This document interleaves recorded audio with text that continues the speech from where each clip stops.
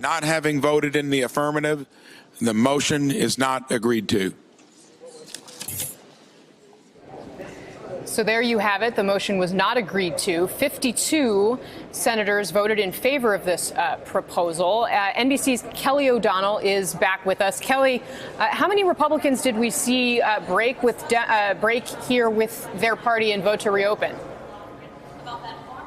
Well, I don't have the whip count yet because I was just in a scrum with Senator Chris Coons of Delaware. So just roll with me for a second on this. Fair he enough. is saying that about 20 senators of both parties are about to make their position known, that they want to call for a 3-week reopening of the government with negotiations during that time for additional border spending. He is a Democrat, so what he described is more in line with the kind of plussing up of funding for an array of things that would improve border security, minus a wall.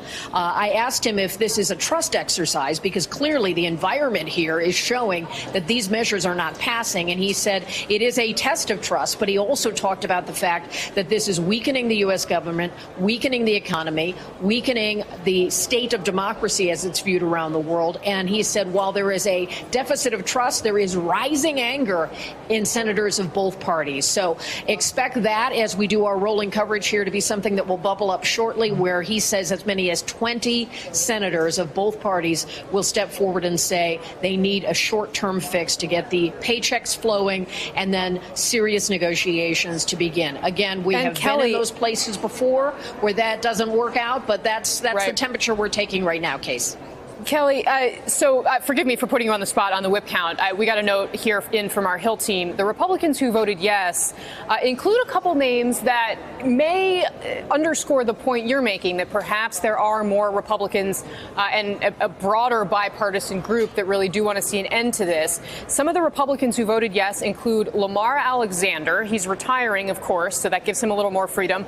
But also Johnny Isakson of Georgia and Mitt Romney of Utah. That's in addition to the usual suspects, Susan Collins, Cory Gardner, Lisa Murkowski, who, as we know, come from more competitive states. What's your take on this group? Well, this yes group, as I would call it, voting yes for the Republican plan and yes for the Democratic plan, it does tell us something. Lamar Alexander, who is not running for re-election, has also been a member of leadership and then stepped away from leadership because he wanted to be able to do more to bridge sort of these bipartisan divides. So that makes sense to me. Mitt Romney, new to the Senate, also talking about wanting to be someone who can bring about a focus on governance again, often a critic of the president, at times supportive of the president when he agrees. So Murkowski of Alaska, Lisa Murkowski, Alaska is filled with federal workers, and many of them are suffering at a pay level that without their paychecks, they're really feeling it. So she's been talking about that. So this gives us a bit of a sense of where they could build kind of the let's do something because this isn't working coalition. And we will watch to see what exactly they say. Now, nothing happens without leadership buying onto something like this.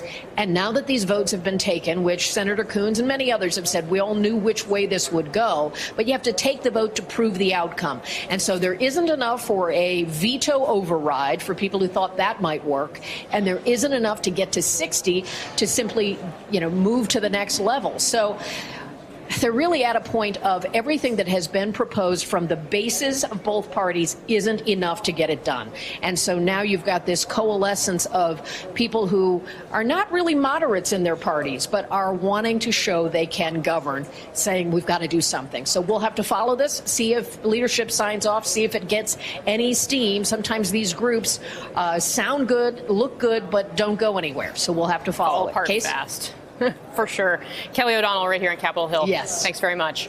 Hey, MSNBC fans, thanks for checking out our YouTube channel. Subscribe by clicking on that button down there and click on any of the videos here to watch the latest interviews and highlights. You can get more MSNBC for free every day with our newsletters. Just visit msnbc.com/newsletters to sign up now.